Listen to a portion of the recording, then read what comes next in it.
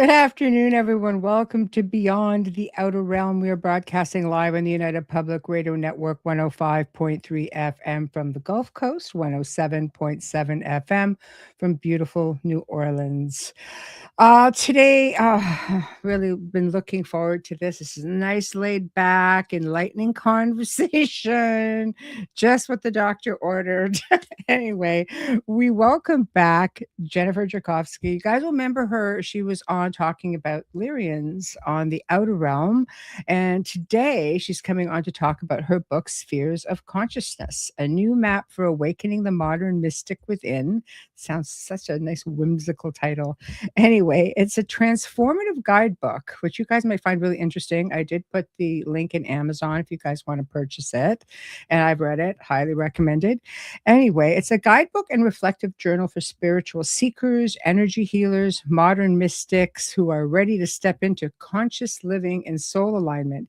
And everything I've read, I think even if you are, very much living the lifestyle, I think you learn a lot more about yourselves because just because you think you got it together, yeah, you realize you really don't.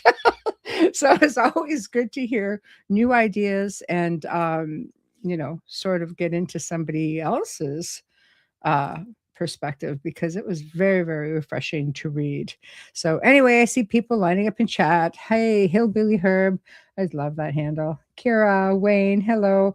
So anyway, we are not just streaming on our own platforms today, but Jennifer's got her Facebook and her YouTube. So welcome if anybody pops in. Going to be a lot of fun, going to be very laid back. And without further ado, Jennifer, how are you? Hello, Michelle. Thank you so much for having me back. I've been really looking forward to this conversation. Oh my gosh, me too. We had a great time when you were on before, and it was just so well received. And you can never go wrong with consciousness. Honestly, it's something that it's something. First off, I think people are awakening up more and more to. And you can chime in on that if you'd like, but it's something I think people are wanting answers to. I think this is the right time because people are very receptive. Absolutely. Absolutely. And I think we're coming to a place now too, where really understanding what our consciousness is and how we relate to it, how we define it for ourselves, all of those things are becoming integral in how we navigate our day-to-day lives. Big time. Big time. Sometimes without even realizing, but what I liked about your book, it's this lesson in awareness, awakening, evolution, and a journey of looking inward. So you're kind of going from solo to unifying the whole we are one thing. Absolutely. Absolutely. The book actually came about. I teach a spiritual class, and the program, one of the students was talking about how we have this idea in the spiritual community that we have to transcend the denser energies, right? Frequencies are taught that some of those denser energies are not good, and that if we're in those energies, that we're not properly on our spiritual journey.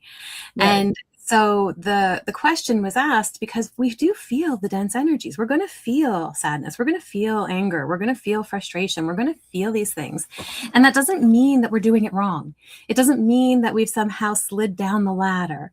And so the book came about as a means of helping us reframe what it is to hold all of the frequencies within us, more as a harmonic orchestra than as, these frequencies are bad and these frequencies are good. It really allows for the evolution of that understanding. That's deep. I do have to say, sorry, we've got some people are having a bit of a problem on YouTube. It's coming up vertical from what I'm seeing. And I have no explanation that aside from the fact that it could be a YouTube thing, because we're definitely not on Vertical mode. Hmm. I don't know. See if there's a second link. Go into your Facebook and see if there's a second link. I don't know. Um, anyway, this is the book, and I want to put it up there while we're chit-chatting. Um, so making we the whole we are one, and unifying, it's hard. People, we've been so conditioned to be divided Mm. for so long. It's hard to get ourselves into that mode of live, love everybody, right? Yeah, So absolutely. y'all find on Jen's channel, might have to go over there. I don't know what's going on. Sorry, I guys. don't have the option for the narrow, so I don't. Yeah. You know what, guys? Go over on United Public Radio, the UFO Paranormal Radio. Go on the network channel because this seems to be okay. Otherwise, I don't know. Mhm. So, what made you decide to want to write about this specifically?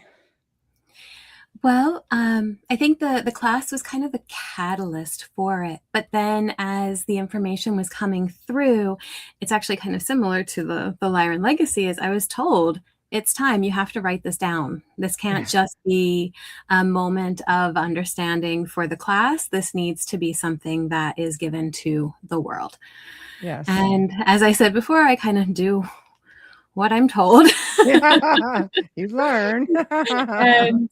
And yeah, but I also I'm going about it. My background, I'm, by day, a registered psychotherapist, Right. and I work in this a lot with clients in terms of how do we navigate the dense emotions? How do we allow ourselves to have that experiential acceptance, to get the messages that they're there for, and to be okay sitting in the difficult energy of that.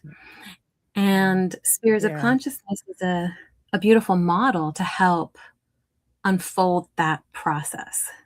Yes. Well, like I said, it's a guidebook, and I thought, wow, this is amazing.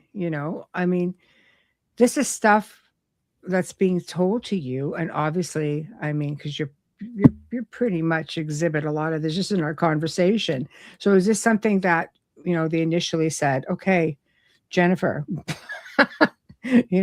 is this as a do as just as I'm told, or is this a practice as I preach kind of thing? A very much practice what I preach kind of thing. Right, right, right. No, Yeah.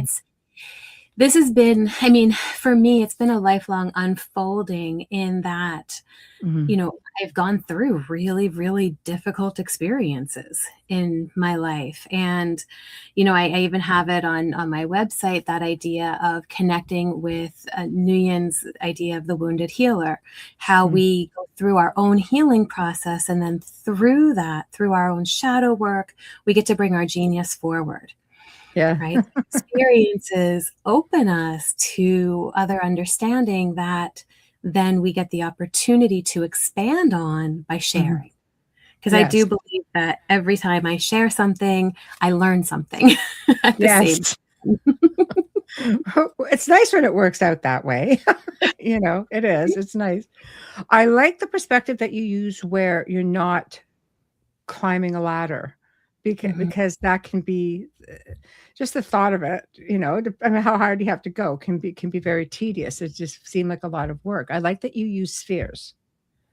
Yeah, this was probably the biggest transition or change that the message of the book is bringing forward, because you know, one of the things that kept coming up in conversations and all of that was um, that we were, in this, like, okay, if I'm feeling sadness, I'm in this frequency. Whereas if I'm feeling joy, I'm in this frequency. And this frequency is good and this frequency is bad. So, I'm climbing up, right? And the highest one, getting into love and gratitude and all of that. Whereas if I, somehow find myself back in sadness, what's wrong with me? This became the narrative. Like, what's wrong with me? Why am I back down here? Yes. Whereas the sphere model recognizes that when we're sitting alone in the density, it feels like that's all there is. But as we expand out into the other spheres, we realize that I still have the density, but I Right. also have all of this expansiveness that I can meet the density with, Like right? bonus space.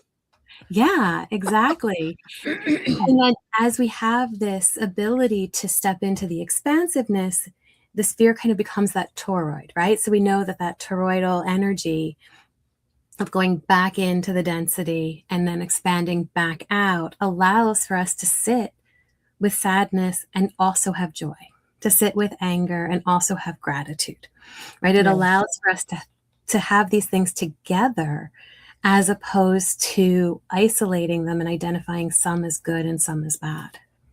Yeah. That's yeah. That's probably the best way you can look at it.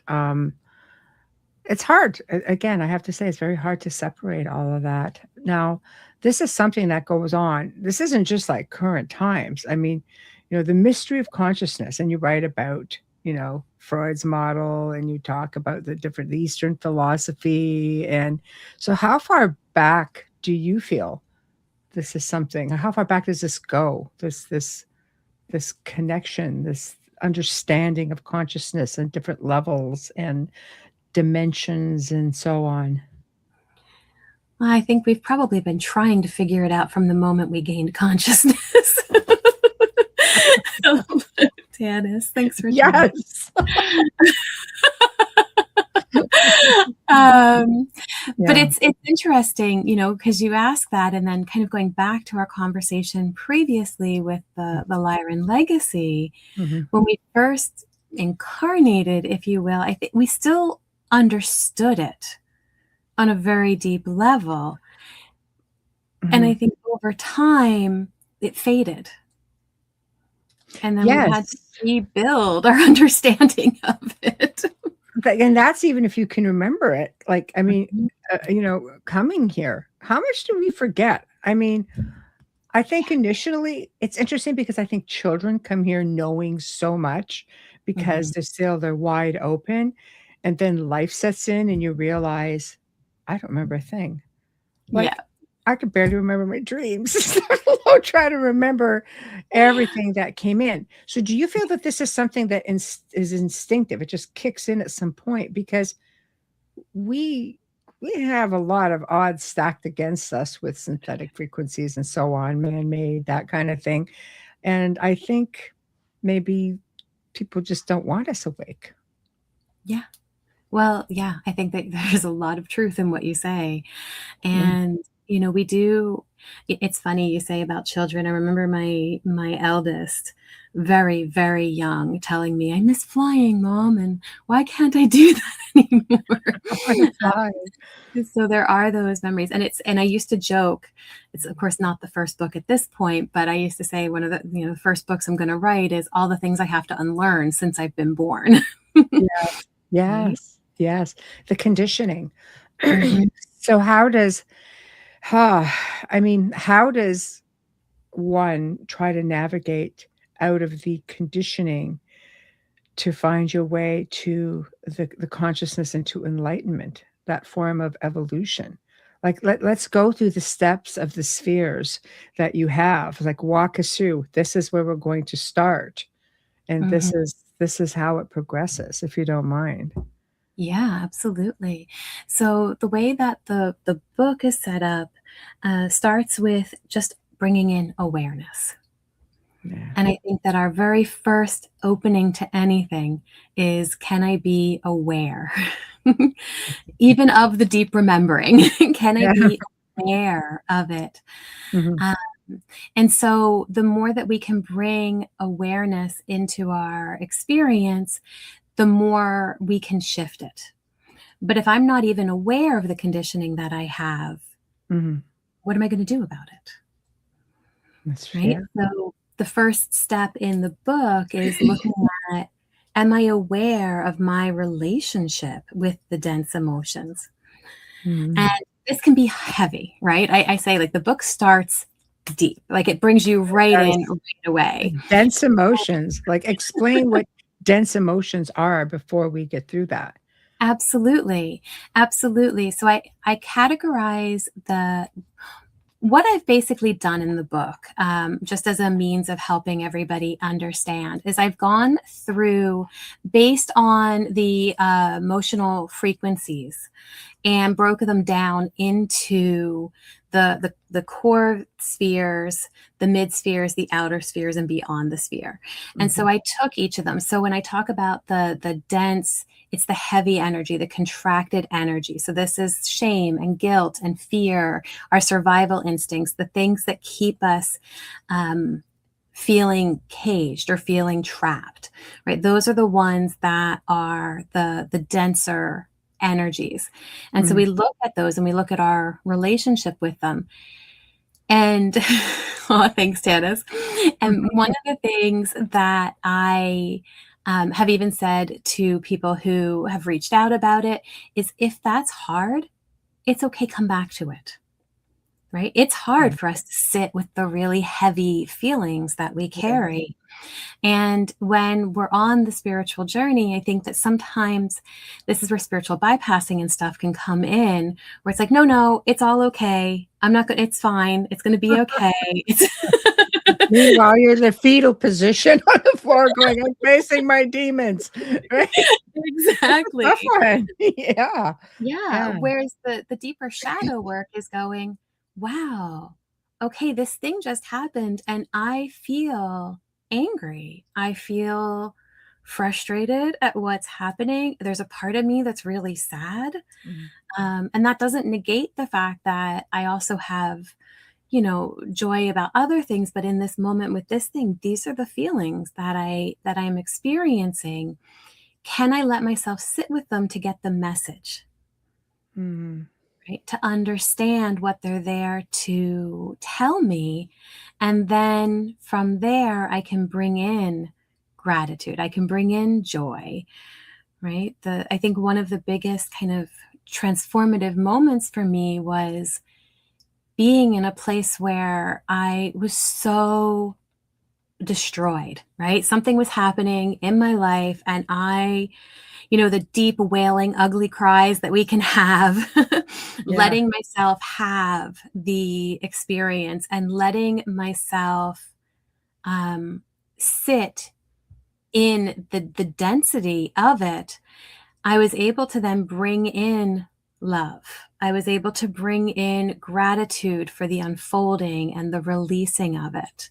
Mhm. Um, yeah, and you know, to what Tanis had just said about that liberation that comes with understanding that we can hold multiple emotions at the same time, because when we're in that space where we're expansive, the the sadness isn't overwhelming, even when it is debilitating. Yes. Yeah. Because it is very heavy 'cause you're going through, first off, it's that fight or flight thing. Mhm. When you're facing certain feelings, I think guilt and shame seem to be harder to overcome, let's say, than fear, or even conditioning, because we put so much on ourselves as people, especially if you're someone of faith, because you have that sort of thing running in the background, and a lot of times, and I've just seen this in spirits who have been left behind wandering just in fear of, I think I'm gonna take my chances and stay here instead of see where I end up. And you realize, no, no, this is not quite how it works. So, but that's what we're conditioned to believe. Absolutely, absolutely, and the more that we hold those, you know, the guilt, the shame, yeah, Yeah. they are pretty dang powerful. I'm familiar Exactly. with it. Um, Yeah. and, Yeah. you know, but they're powerful because the mind gives them narrative. It gives them story, Yes. right? Yes. And then we hide from the story because we don't like it. But if I could look at that and say I have, guilt for something that happened that I wish I had done better, or I wish I had done it differently, then I'm able to notice the narrative Mhm. as it shows up for me. Yes. And if I can become aware, the observer in that moment, Mhm. I can go, okay, this emotion is here as a messenger just to tell me that I'm not okay with the way that this went down. Yes. Right. Yes. Yeah. But it can help shift us from beating ourselves up about it, because in the moment that we recognize that it's the messenger, Mm. then we don't have to continue. And I'm saying we don't have to continue because sometimes we do, but Mhm. we don't have to continue the pattern of beating ourselves up for having that feeling, Right. right? So Or for basically, you have to be outside the box looking in mhm, from an outside point of view and just watching things mhm. unfold. So you're looking in, but you need to see from, like, an external space as well. Yeah. So this is where getting into that observer part of our consciousness, whether we want to call that our higher selves. Um, Yeah. yeah.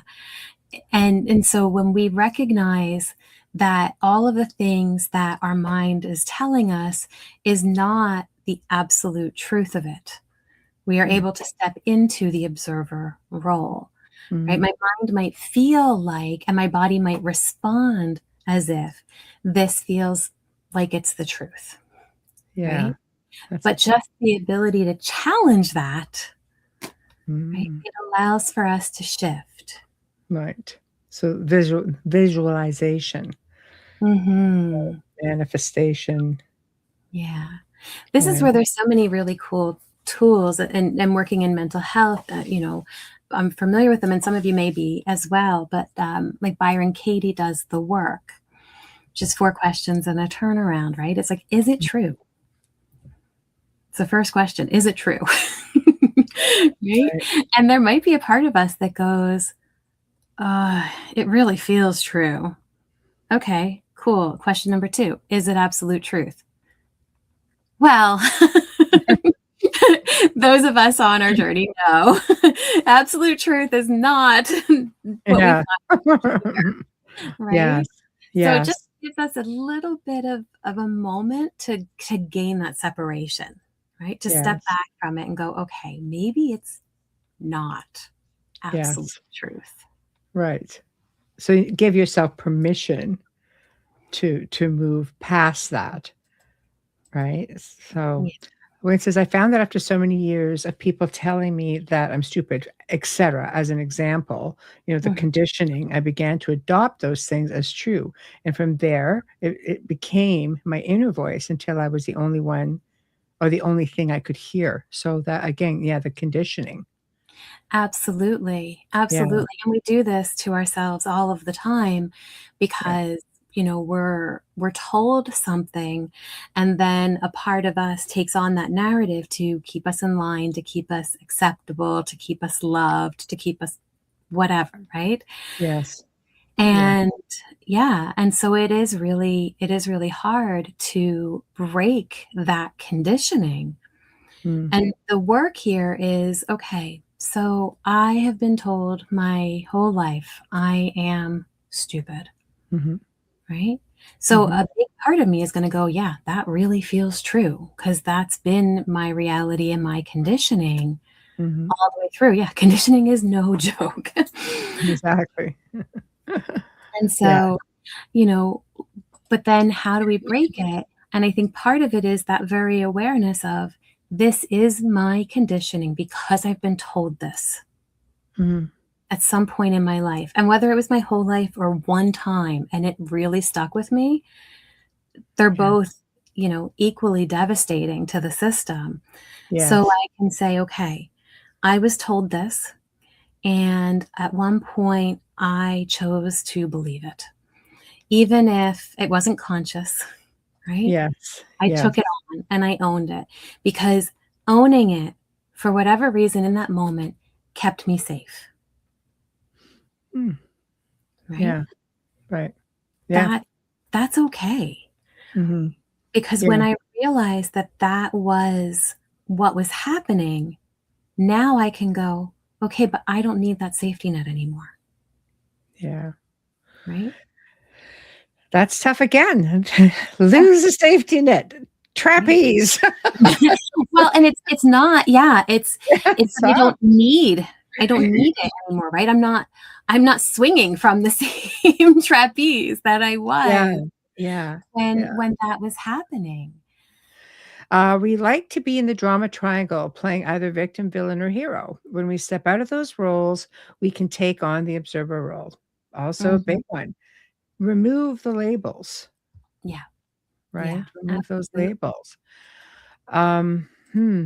So as we get awareness and all the really dense Mhm. feelings, right? Where do we go? We go to the mid spheres. So what awaits us in the mid spheres? We do. We do. And so the mid spheres is that awakening to our personal power, right? This is where we find reason, where we are allowed to actually bring in anger, and have courage and willingness. And this is such an interesting piece too, because I've had this before where people go, "Wait a minute, why is anger in a mid sphere and not in the core sphere?"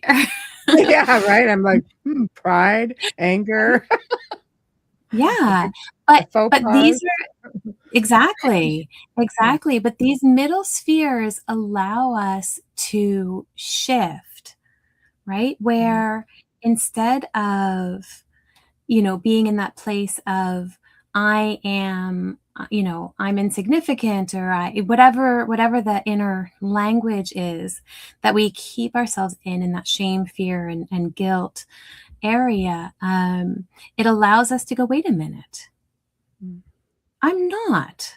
That's not my narrative. That was somebody else's narrative.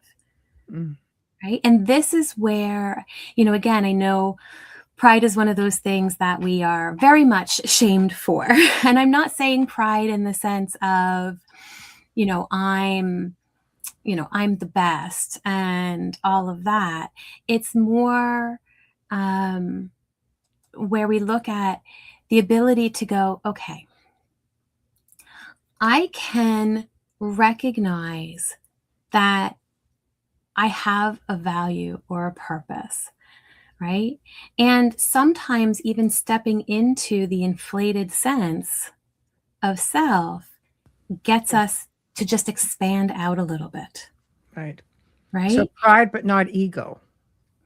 Well, and this is it. But we go through the phases and we go, okay, let's say I do step into ego, right? It allowed me to expand out of the debilitating energy.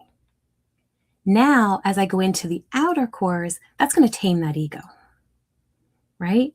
Again, it's that piece of I don't want to stay in any one place. I want to be expansive. I want to move to that expansiveness so that it then impacts all of the others.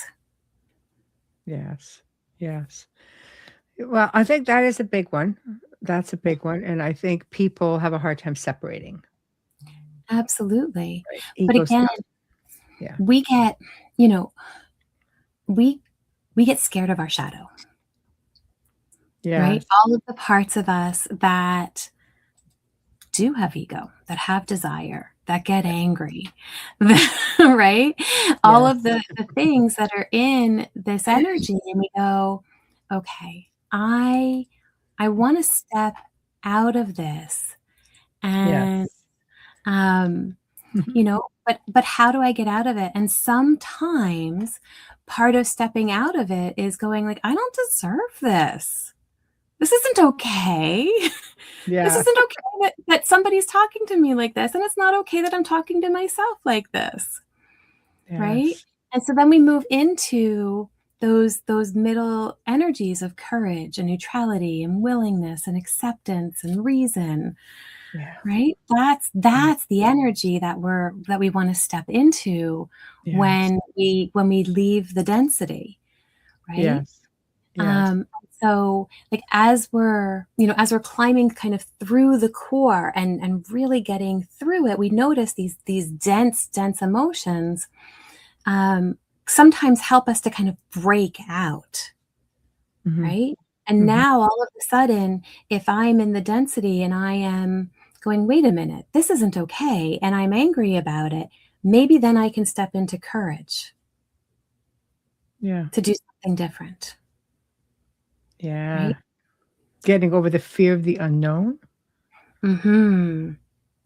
And again, consent, giving yourself that consent to say, no, Yeah, I can move beyond this. Like you say, I deserve better. But sometimes we need to give ourselves that consent, and that makes it really difficult. Change is frightening for some people, absolutely. you know? Absolutely. And when we're in that place of, fear, yeah, righteous anger is valid. Yeah, and how you react to it. And this is it, because when we, if we're angry and we lash out at somebody, um, no, that's not okay. And yet there is the potential for growth in that. Mm, There's the potential yeah. in growth for us if we can Mhm, acknowledge, wait a minute, okay, why did that anger just get pulled from me? What am I feeling about this? What is it mhm. that I think is not okay in this moment, Yeah, right? yeah, And that go ahead, yeah. yeah. I'm just watching the board. This is Yeah, interesting for no, me. it's okay. There's so I many know. wonderful comments going through. I can't keep up. Yeah. But this is it where, if I can look at that and go, okay, I am feeling this anger. Now, what can I meet it with? And this is what the part of the journaling in the spheres of consciousness does, is it goes, okay, I'm feeling this anger and I want to do something. Mm, All right, do I need courage to make a change? mhm. Do I need to stay neutral and see what happens? Do I need to have willingness Yeah. to allow something to unfold? Is there acceptance needed here, where I have to take that step back and go, okay, I'm Mm, going to have to let go of this, right? Is there the ability to bring reason or logic in to be able to shift what's happening inside of me? Right? These are the mid spheres that help us navigate the denser energies, mm. Yes, right? yes. So Yeah, now all of a sudden, I'm not just in anger. I'm in yeah, anger and courage, or yeah, anger and willingness. yeah, yeah. Because there are some people who are just perpetually cranky. You know, Hmm. it's just like there's something I mean, there's just people that I've spoken to, people I've worked with over the years are just like will have a partner or a spouse or a family member or a dear friend, and they're just like always they seems like rageful. And I mean, how do you say to somebody who rages all the time, "Love and light, let me introduce you to consciousness rehabilitation." It's not gonna Well, go and over well. this is where, I'll, and I this is with clients too. It's like, okay, so what is this rage doing for you? Mm, Right? yeah, Again, it's that ability. Can I sit with it and go, oh, I only took this on because it had a purpose, yeah, right? And if I yeah, can let myself look at that, yeah. then I have the ability to do something about it. Yes. Yeah, yeah. Well, I mean, I love the whole process. Just Mhm. bring it all in. But I mean, there are some I feel you become again, it's an inner conditioning where you realize that just being or maybe it's something that's been passed down, where sometimes people who are really super aggressive and cannot get out of that mode because it gets them what they want. They don't have to work at anything and it gets them what they feel is getting ahead, but they're really, leaving a debris field behind them. Mhm. Yeah. And this is where, that understanding what it does for me is so pertinent, because if I don't know, perpetually cranky. There we go. Just what Can we're handle talking you for about. 30 minutes and then Yeah, there we go. Lovely. See, there we go. Uh, Mhm. um, Wayne says, yes, I found that rages, this negativity comes into being a form of self-protection. After a while, it begins to run on autopilot. Yeah. Yeah, How about triggers? That's a good one, Jennifer. How yeah. about triggers? Triggers, I know this can be triggering. Um, Yeah. triggers are beautiful opportunities for us to go inside, Right. right? Why does this bother me? Why am I upset about it? What is going on inside of my system right now Mhm. that is setting me off? Mm. Yeah. No. Examine, self-examination, triggers, Mhm. triggers. I know, Uh, and it's so funny because triggers is so triggering. yeah, yeah, exactly. People. Uh, Exactly. That in but itself, yeah. yeah, but that's the shadow work, right? That's the deep work that we can do where we go, okay, in this moment, I am triggered because somebody said something and I'm angry or I'm feeling like I'm judgmental, right? There's something wrong with them or whatever it is, Yeah. right? And if I can go, okay, what just happened?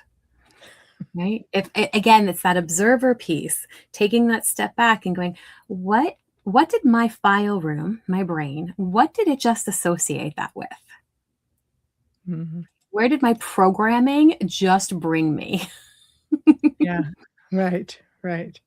Using Yeah. triggers and yeah, answering the question as she's typing.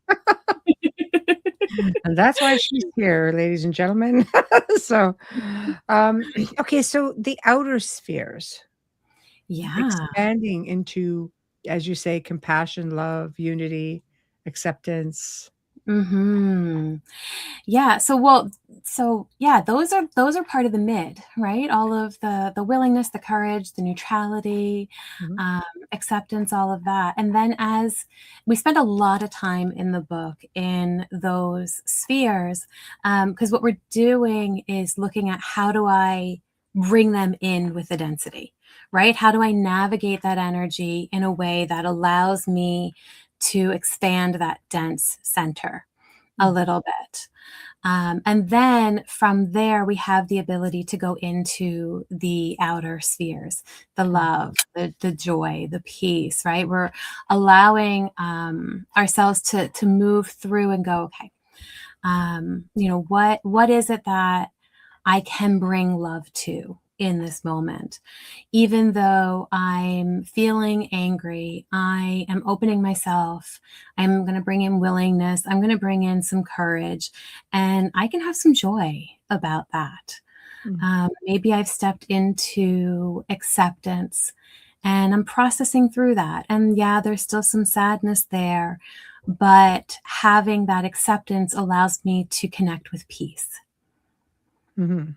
Right? These are the energies that we allow ourselves to expand into when we release our grip on the dense emotions. Yes. Which then leads us to being beyond the spheres. So pure consciousness and enlightenment. How long from start to finish does it usually take one to achieve this? This is where, it is a lifetime of journeying because, and this is why I love going into the toroidal experience, is I'm bringing all of these things. I'm stepping into some of these expansive energies, and then I'm bringing them into the density. Right. So Right. I'm expanding that density. And so it's a continual expansion of those energies Mhm, that I'm moving through. And there are going to be days that feel dense, and there are going to be days that feel light, and there's going to be days that feel both. And it's all okay because it's part of the journey, right? It's mhm, when I get into a space that I feel alone in the density, right? That I go, okay, wait, let me see what I can do here to expand this. mhm. And then being in the expansive energy and allowing myself to be there. Because that's another part that's really hard for us, right? Just throwing it out there, Elsa. It doesn't hurt to ask. That's my motto. Never hurts to ask. I've said this so many times. The moment that we've made it, we don't need to be here anymore. Right. So chances are you're lucky if you can even scratch the surface and get to a place where you can at least be content in your world and get along with the rest of humanity. Essentially, there is no. Yeah. Well, and this is it. Like the ones that I put as the, expansive beyond the sphere is unity and grace, right? Yeah. Can I be in those energies? And, there are times where I've been able to sit in that unity and grace. I've been able to sit in that unity and grace even when there were, feelings of sadness. And so I think it's such a beautiful thing when we understand that we can be there and still be human. Right. Sometimes it's tough to put unity and grace and human in one sentence. I know. It's a journey, right? It's a journey that some people spend their entire lives trying just to get through. And all the bumps in the road and the hurdles, and it's definitely you have to be passionate about it, or you have to really, really crave it. Yeah. Because I mean, unless you wake up after some crazy NDE and go, oh, here I am. Like, which can happen. Absolutely. But then we get caught up in the 3D density of stuff again anyway, right? Even having those moments sometimes, and then all of a sudden it's like, oh, but this just happened. And so now I'm back in the density. And so I can have unity consciousness. I can recognize that we are all one, but I can also be honest and accept that we're here to have an individuated experience. That's part of what it is to be human. So I can hold both of those things, and they don't have to be like opposites. Yes. Right? They can both be present. And so now I can recognize we are one in the greater picture of consciousness. And yet this thing that you're doing right now, because you're choosing that individuated reality, is causing my individuated reality to have this kind of reaction. So for every action, there's a reaction. Essentially. So you talk about, I really love this ID versus awareness, this shifting, because when you talk about emotions I love this. The best emotions are visitors, not residents. They come, they inform, and they go. I love that. Yeah. I read that and completely, I was like, yes, right there. And this is so important for us too, because we have the emotions come in and then we get mad at them and we tell them to get out of here. We try to like, come on in. And then we shove them into the basement. Right. Like, you don't get to actually hang out.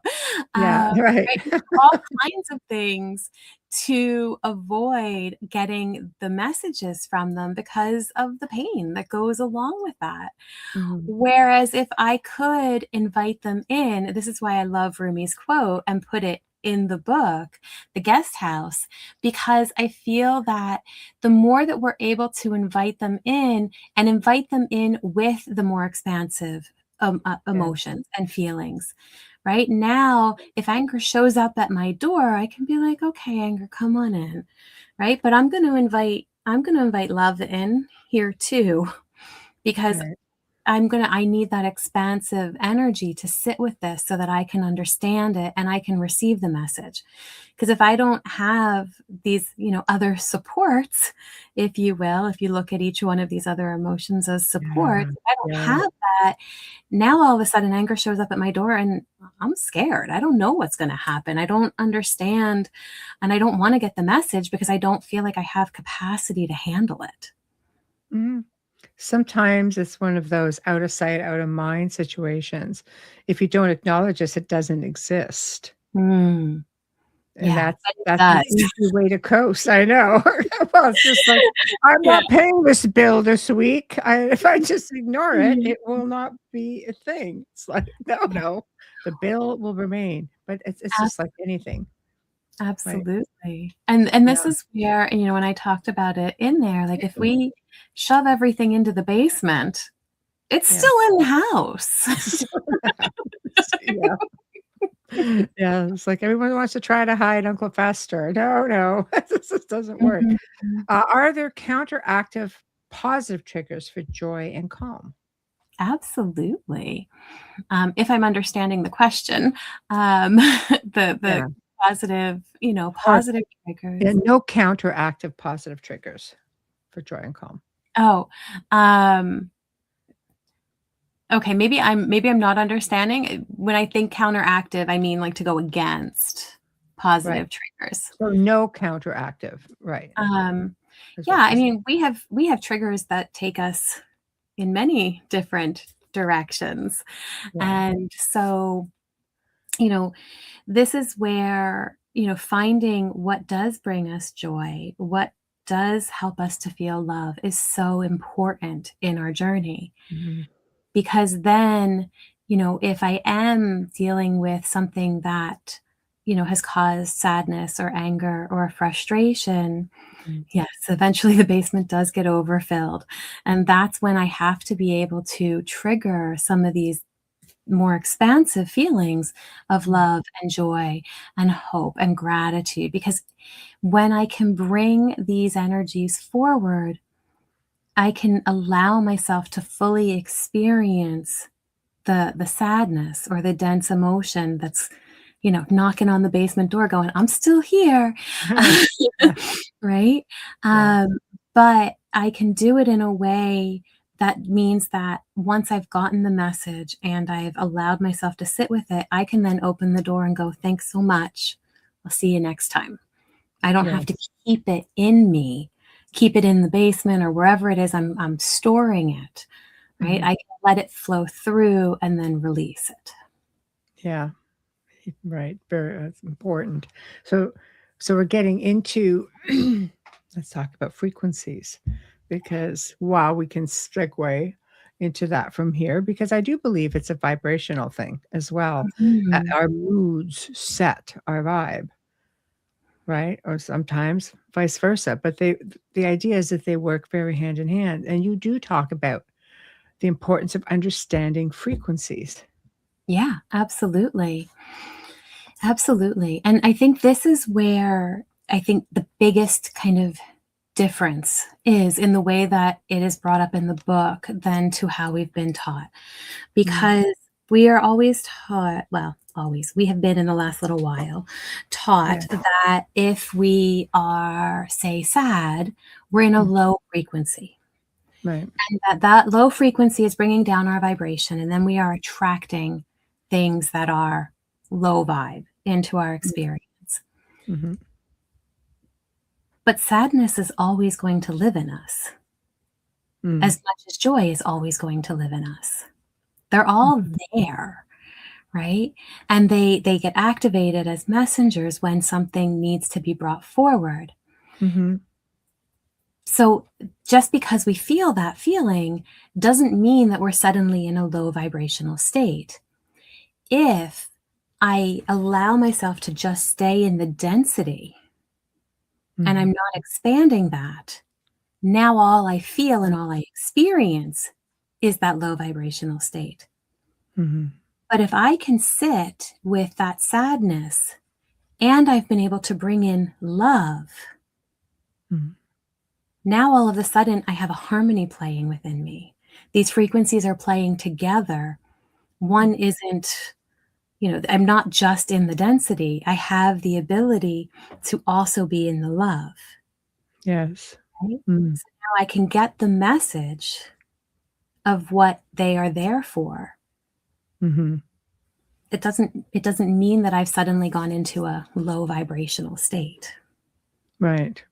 It just means you have to A again, I think a lot of it is here because the vibration of love is completely almost overwhelming, in some states. And we also have to look at the fact that frequencies, I mean, as much as they can bring you down, they can heal you. They can physically heal you.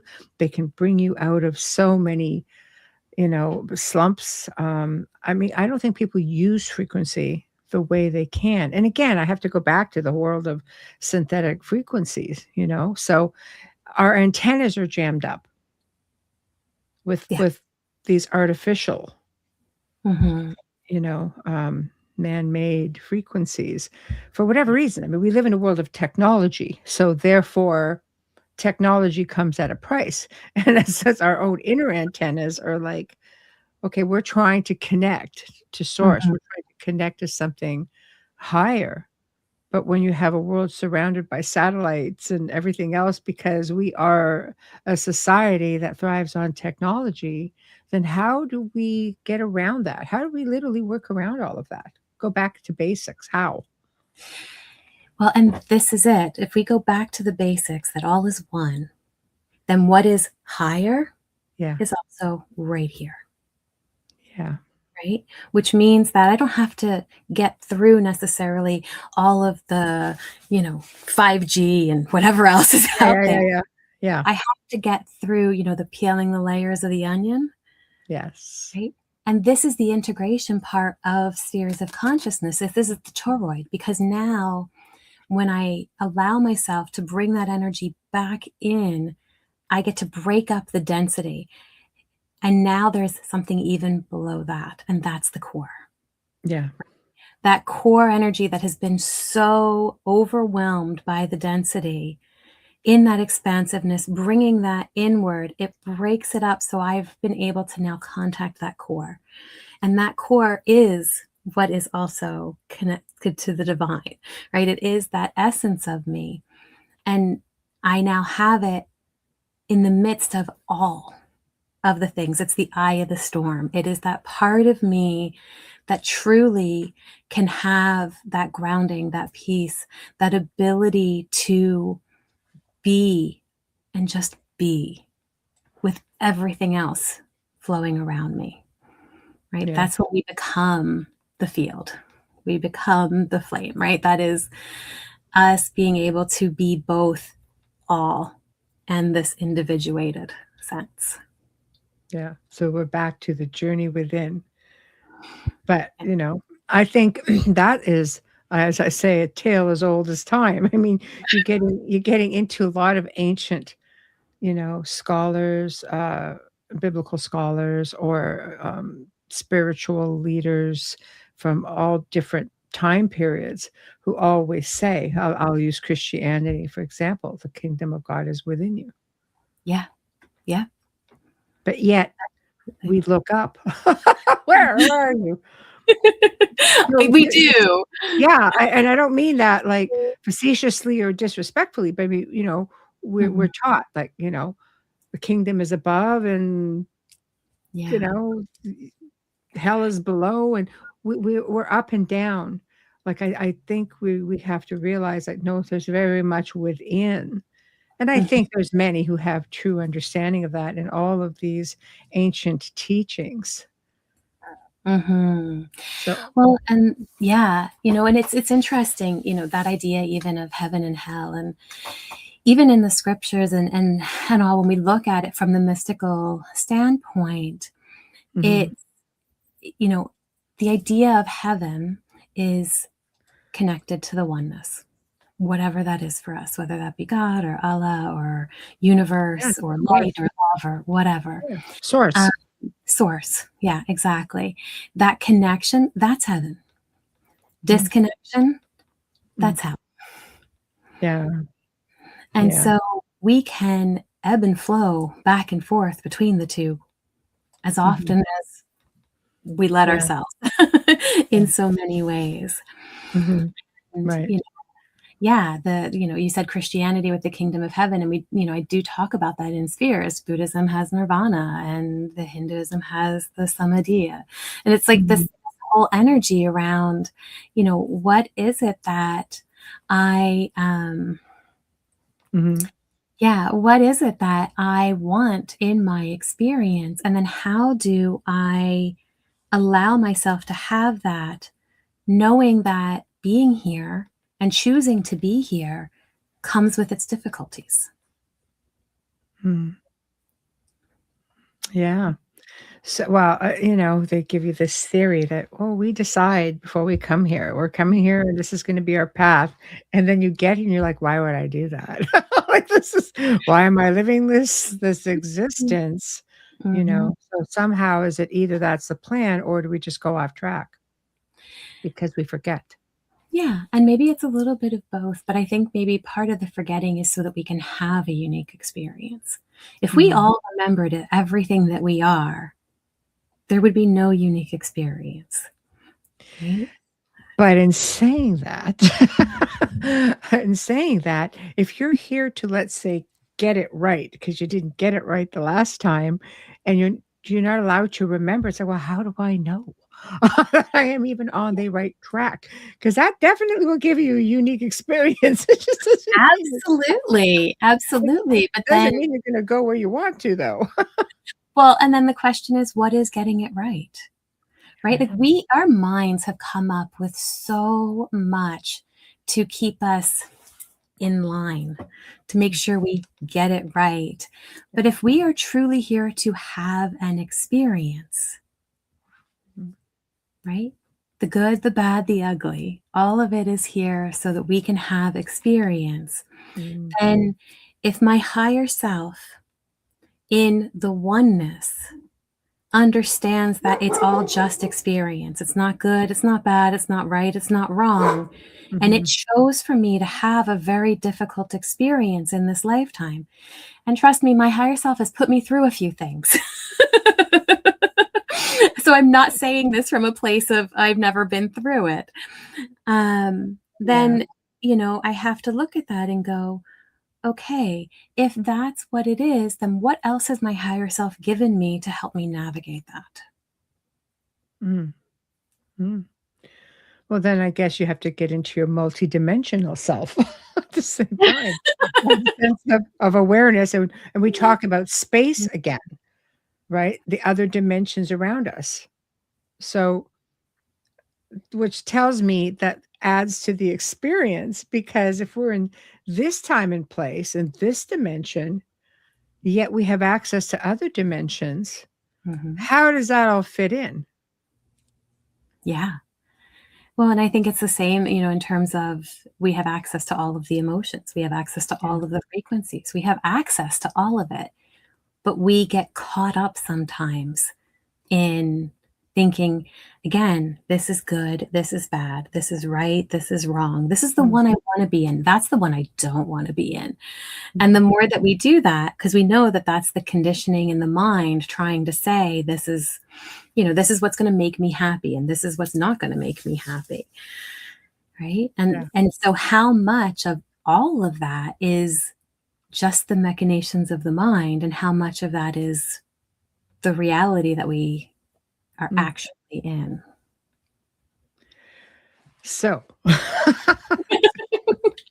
if we can shift realities, then why do so many people stay on the hamster wheel of life, living in really, bad emotional or I say emotional, mental, spiritual. Why do we choose to remain in certain states if we can? Because people say, "Oh, just, shift your reality." Mhm. What? It's like, it's not an easy thing, but yet some people do it while they sleep and wake up in a totally different life. I mean, one woman actually woke up in a different reality altogether, put a reward out for anybody that could get her back to her reality, to her fiance. For Mhm. 7 years, she's been doing this. Wow. So, Yeah. huh? Well, and I can only speak from my own experiences with it I because, won't hold you to it, Jennifer. It's uh, okay. It's just a uh, curiosity. but we have things like shifting through realities. We have walk-ins that come in late that were not here to begin with. So there's a new kind of energy taking over a life. We have, a lot of these near-death experiences that open us to being in the world in totally new ways. To say, like, why are some more than another or different, I think it's all, again, back to if we are the universe experiencing itself in an infinite number of ways, then some of those experiences are to shift and be stuck. Some of those experiences are to not be able to shift. Some of Yeah. those experiences are going to be, I'm going to jump from timeline to timeline and have some fun with that. Some of those experiences are going to be, you know what? I think I'm done. Does somebody else want to take over for me? Yeah. Right? Right. Eh, Um, So that is interesting how you put that. Wayne here at mhm. 4 years old, tell me about the walk-in, so not cool. Honestly, like, he was 4 years old, the story he tells, and at his birthday party, and 4 years old, and then sat there, all of a sudden had a weird feeling, like, literally threw up, and then looked at at his hands and looked at himself and goes, "Oh my god, I'm a child." Mm. Really shitty thing to do to a 4-year-old, just saying.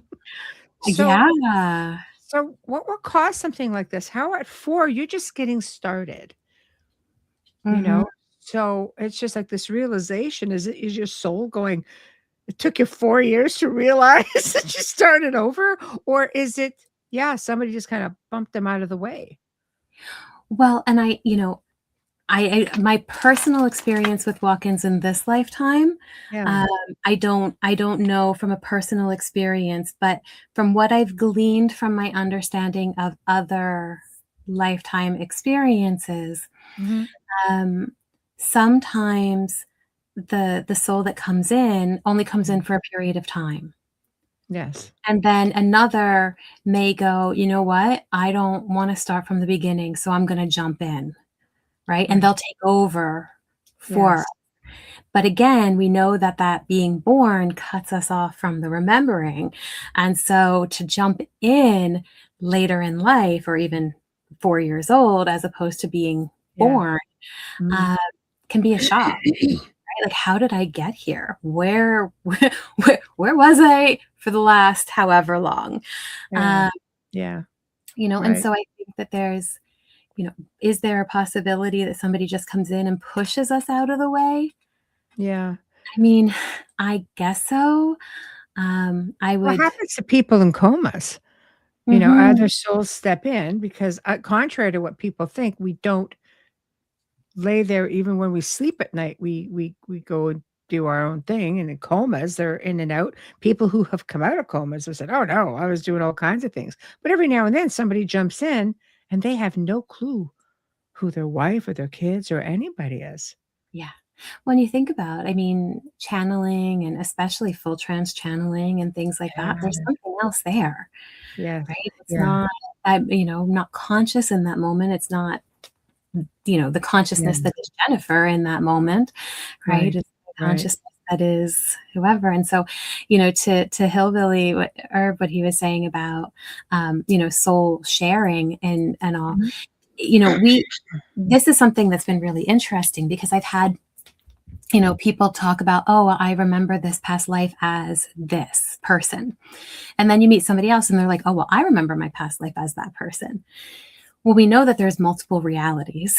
And Yeah. so is it that they shared a consciousness that then split to do different experiences? Is it that they were that in two different realities? Like, we know that what we know is very limited So in true. terms of the greater picture. So true. So true. So I mean, as we're navigating through all of these different spheres, like the core sphere is the big one, right? Like it seems where you're going through your fear, your anger, your grief. Like we've talked about all of that. And if we can get through that and get into the outer spheres, this is where our consciousness seems to evolve. according to Mhm. things that you have written about in here. It's where the ego is stabilized and matured and no longer needs to defend or control. It begins to soften. And, and then we keep going, and we're marked by these vibrational fields. And this is really where I was going with everything, is the vibrational fields. Like different vibrations do crazy things to us, Yeah. right? Can you talk about that a little? Yeah, and so it's it's interesting. I have had experiences of, we'll use Unity because this is one I remember. So I'm just outside of Ottawa, uh, Yeah. big little city, coming from Yeah. other big cities. Um, but I remember driving down Bank Street, which is a very busy road, and all of the sudden I had awareness of everything that was around me. All of the people that were walking, driving, in the stores, that were, I had awareness of the life that was there, the bugs, the plants, not many trees, but the weeds that grow through the cracks. Like, Yeah, right. right? And I had to pull over because it was too much in that moment for 3D me to be able to continue to drive down the road. Oh, And so we do know that when we enter some of these states, there is a big shift that happens. And then there's an integration that has to happen, right? Because yeah. we can, stay in those states. And there are times where, we've heard from different spiritual teachers and things like that, where they've entered that state and they go, okay, I have to kind of come back a little bit if I'm going to function here, or if I want to bring that message back here.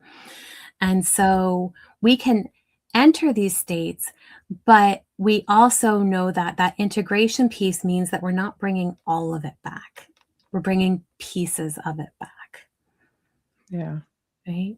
When Yeah. we've had these beautiful experiences and we get to a place where it's like, I don't actually have words for this, for what happened, right? And the moment that we put words to it, it's like, oh, I've just limited it and limited what the experience was. Yeah. Um, and so, we think that we need to be in this like expansive vibration all of the time. And as lovely as that is, that's what we came from, Yeah. right? And we're going to go back to it. But Right. right now, we're here to have the symphony. We're here to have all of the different frequencies playing together. But that means that sometimes we can touch that energy again, right? And bring that back. We can also touch the density and sit in that for a little bit, right? We have the ability to have the range of experience.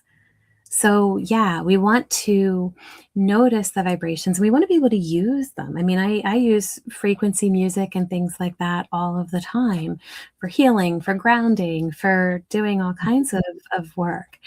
Yeah. Um, and I think that there's a lot of power in that.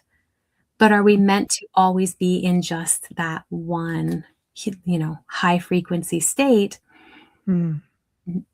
As having a human experience, we wouldn't function here. Yeah, I was going to say with the high frequency state, I would find because you're like hypersensitive, you're everything when you're up here. It's almost as though it would be exhausting to be going through it all the time. Could you imagine if you were in this life all of the time and there was no separation between you and me, between me and Mm, anybody else, yeah, that would be right? difficult.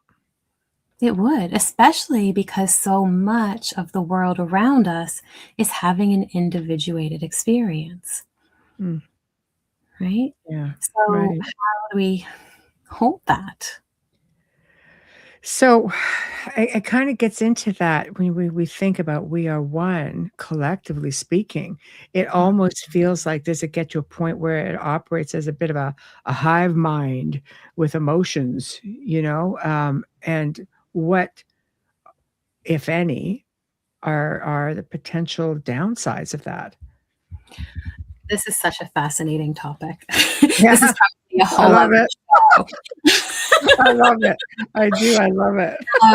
What comes to mind for me is so in human design, Ra Uru, who channeled the voice for human design, talks about the 2027 prophecy. And he Okay. talks about how the body is changing. So just like how we changed from a seven-centered, the seven chakra being, to a nine-centered being, we're going to be changing again. Yeah. So, and again, depending on the belief system you follow, but there's a lot around 2027 and changes that are coming through different theories as well.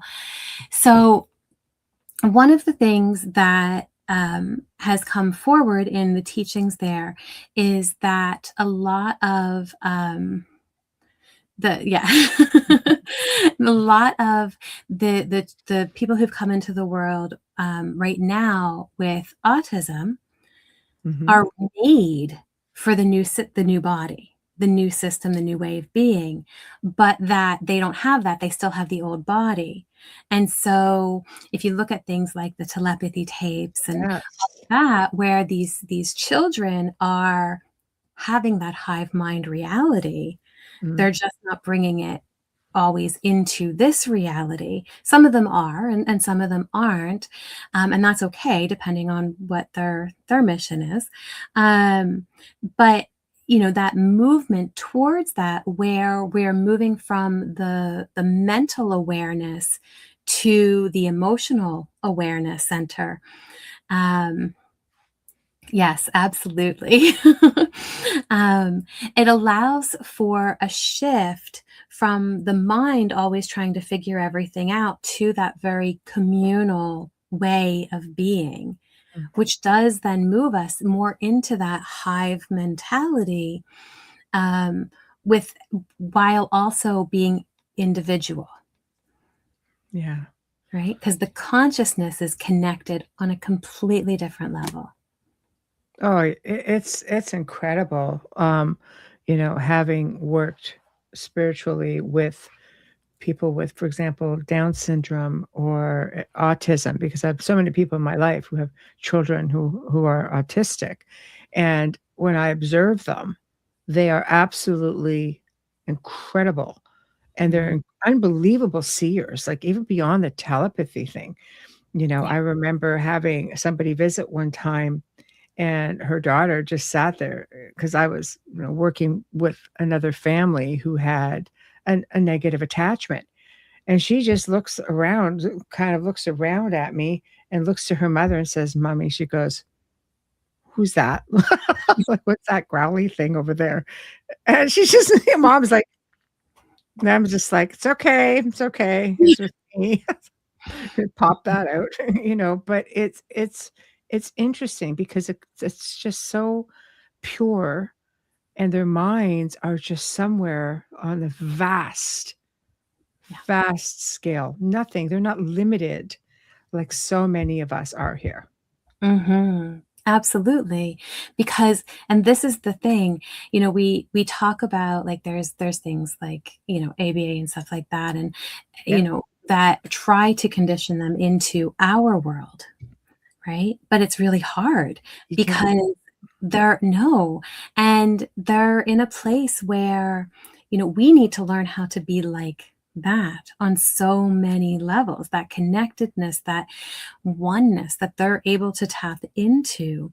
If we Mhm, can meet them there, mhm, right? That's going to be a beautiful kind of evolution for mhm, us mhm, as humans. I remember working with the population at one point, and I would get called in when the kids were having, you know, their moments, mhm. and nothing that, you know, people were trying to do was helping, and I would just go sit, and they would come and sit, right? Because we would meet somewhere else, Yes. talk, and then right? Bring that back Yeah. into and integrate. But it wasn't about changing or making them be something that they're not. It Mhm. was, I'm going to meet you where you're at, right? Mhm. And be Yes. able to do that. Do you feel that's why so many of these, people, especially with autism, because I'm more familiar with it, having people in my life who are autistic, but they're very artistic. They love anything that is, let's say, nature-based. They love to paint, or they love photography, or they love to swim, or it's something, that's very, very, I guess, connected to the earth more than to technology, for example. Yeah. It's tough because technology as a whole, I think it's wonderful. It's allowed us to connect with everybody that's Mm, here. It does beautiful things for us in that way. mm, It really has, in a lot of ways, taken us away from the connectedness with the earth, with community, all of that. And so, I think we've learned to evolve with it mm. and adapt. And to some degree, working with these kids, some of them um, very much are, as we say, addicted to technology, Yes. right? Uh, but is that because, that Mhm. that's what they're actually interested in, or is that because that's what the conditioned state has led them to? Absolutely. Absolutely. It gets technical on that level, but I do believe that they're already connected to consciousness in the way that Mm, many of us are just trying to get to, yeah. on that level. Many of them are already there, Mhm. Yeah, right? and this is So where noticing what gets in the way of that connection and being mhm, really honest with ourselves about what is it I'm allowing to get in the way of that. mm, mm. Yeah, it's very difficult, because we live in a world where we're all very diverse. Mhm, And I think it's just a matter of having that understanding. I know I do all kinds of energy work on many different levels. My favorite is always planetary, of course, and the collective consciousness. I mm, I mhm, think it's so important to feed it, and to feed it positively, and you start seeing the after effects of yeah, that. And when you're working on a global scale, it is interesting how fast one word or one emotion or one anything travels, and you start noticing popping up everywhere, and you're like, "And that's just me," or "That's just a group I worked with to put this whole thing in place." Can you imagine if everybody took one even positive thing mhm, and put it out there? I feel that if the whole collective consciousness could start to rise to that different vibe, mhm. maybe it would be easier for us as individuals on an individual journey to tap into it a little easier. Does that make sense? Absolutely, absolutely it does. It's so interesting, right? It was we've talked about it, and I know I talk about it in the book about that idea of unity consciousness. Um, we have collective consciousness, which is Yeah. not unity consciousness, but Yeah. it keeps us one. Yes. And collective consciousness and collective unconsciousness is kind of the way I tend to look at it. Yeah, yeah. Uh, but Yes. the reality is that collective consciousness can move us in either direction. Mm. And, when we're feeling that, because I think that also plays into the density, right? Right now, the collective, there's a lot of density in the collective. Oh, yeah, And there is. so, right? And so I realize, okay, I've got my own experience with it, but also maybe part of what I'm feeling is that tapping in to the collective density. Now I can let myself stay in that and experience that, or I can go to what you're saying. I want to pour love into that. So I'm going to intentionally set the time and go, okay, I'm going to sit and I'm going to, we were talking about the positive triggers, right? The glitters, as they're often called, where I'm Yeah. going to bring love into my experience. I am going to reflect on moments where I felt deep love, whether it was to me or both, where I've been able to give deep love, where I've been able to maybe experience love, from a stranger, or feeling love towards somebody that I don't know, right? And then expand that Mm. and more until it's like, okay, this is overflowing now Mm. from within. I'm going to send that out. Right. Yes. And it's so Yeah. important to do that work, to have it overflow, because otherwise that's where we're giving from that empty bucket, right? We want it to overflow and experience it and then send that out. Mm. But in order to do that, we have to work with our stuff. Yeah. It's really, I think, a matter of being mindful. I think if we can be mindful on a collective level, it's easier for us to allow ourselves to go deeper within. I was last night listening to this, it's a Queen song, but it was done with Brian May and, Andreas Bocelli, and that frequency, like that song, which I've heard thousands of times because it's one of my favorites, hit in a way that I could feel it completely tighten me up and pull in a way that most it's just not happened that way, Mhm. it's not in a really long time. But I made a point of pushing that outward. First off, I shared it for people who might be interested, but right in that moment, I just pushed that out through my energy out into that collective because it felt so incredible to me. And Mhm. I'm hypersensitive to energies, and I felt so incredible. I'm like, everybody needs to feel this amazing right now. And you're all welcome. You're all welcome. So, you know, Oh, beautiful. yeah, I thank you. I think it's if we can be mindful, even if we're feeling, not making the effort of, okay, what thought am I going to put out there today? But if something really amazing or something happens that makes you feel really good, Yeah, share it. Just share it, absolutely. you know, even in that moment. So where can everybody find your book? I mean, I've got the link, in the show description, but you know, s- Yeah. It's on Amazon, so you can find it there. Mhm. Yeah, and then through my website, it'll link you to Amazon. Yeah. Yeah, myholisticselfcounseling.com or just myholisticself.com works. Mhm. Um, and yeah, and so the books are on there. Okay. And do you have anything coming up? I mean, I know you have shows of your own, so plug away. Yeah, so every Monday, I co-host Twillo Talk with Tanis, and we are live at 5 Eastern every Monday, and it's just authentic spiritual conversation. And so we talk about a little bit of the weather report, if you will. So Tanis talks about the Schumann, which I know was a conversation early on about how intense that has been lately. So we talk about that. We talk about the solar flares, which then leads into the neutrinos that are coming through. So I talk about the transits and the energy that is going to be the most impactful for that week.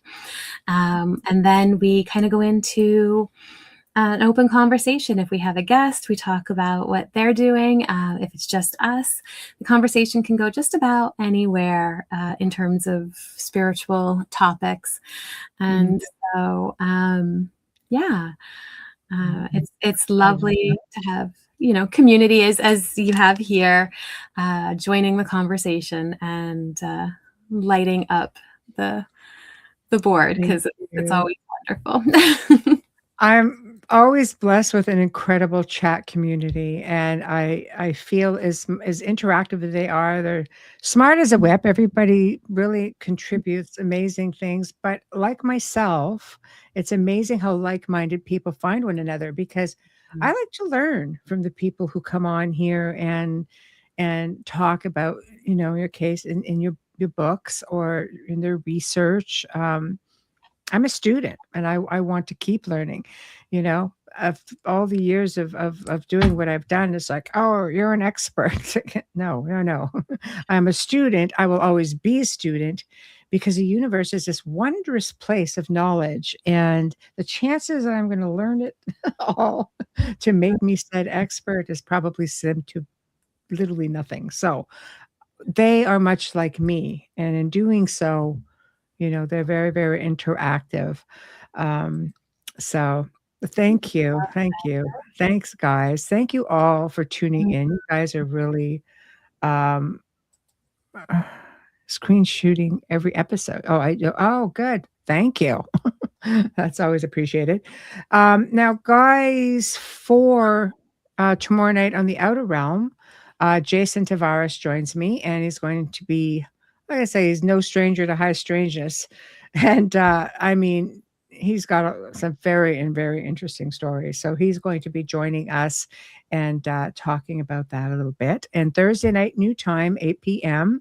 My friend Eric Werner, who's the co-owner, CEO of Dark Moon Press, has authored over 50 books. God, he's like Preston Dennett. What? There's another like 75 books. I just, it's mind blowing to me. But anyway, he's going to be talking about one of his books called The Vampire Cult Killer, the real story of Rod Farrell. And the book takes a really deep dive into this case. And this is out of the norm for something I usually do, as far as getting into true crime stuff. But vampire killer, how can I not? I just had to go there. And yes, so this is the lighthearted show of the week, and it's been really nice to spend it with you and to just to start the week off on a really positive note and a positive vibration. And I thank you so much for joining me today. Oh, thank you so much for having me. This has been an absolute pleasure. I'm Yeah. always honored. Oh, thank you. We'll definitely have to do it again because it's just, I just love your vibration.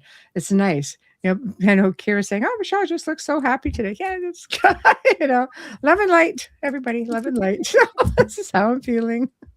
Anyway, thank you, Jennifer. Thank you to everybody in the chat room. Thank you to United Public Radio Network 105.3 FM from the Gulf Coast, 107.7 FM from beautiful New Orleans. Thank you. Good afternoon to everyone here, and good night to everyone on the other side of the world. Bye.